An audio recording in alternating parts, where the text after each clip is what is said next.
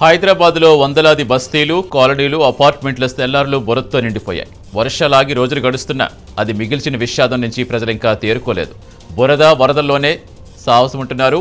మూసీ పరివాహక ప్రాంతాల్లో వరద ప్రవాహం కాస్త తగ్గడంతో ఇళ్లను శుభ్రం చేసుకునే పనిలో పడ్డారు స్థానికులు.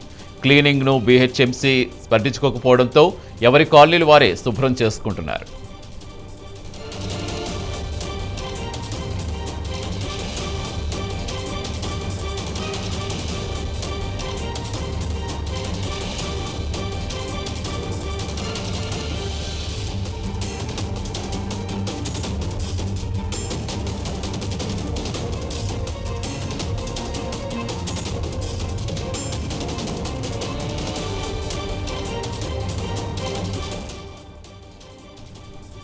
కష్టపడి సంపాదించుకున్న ఆహార పదార్థాలు, కిచెన్ సామాన్లు, ఇంటి వస్తువులు అన్నీ నీటిలో మునిగిపోవడంతో జనం ఆందోళన చెందుతున్నారు.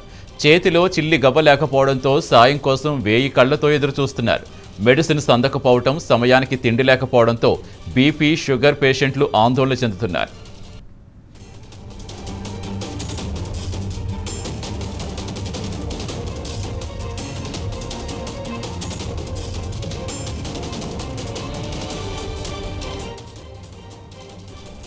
ఫలక్నుమాలో అల్ జుబేర్ కాలనీ, బండ్లగూడలో అలీ కాలనీ, టోలీ చౌకులో నదీం కాలనీ, జాంబాంగ్తో పాటు అనేక కాలనీలు ఇంకా నీటిలోనే ఉన్నాయి.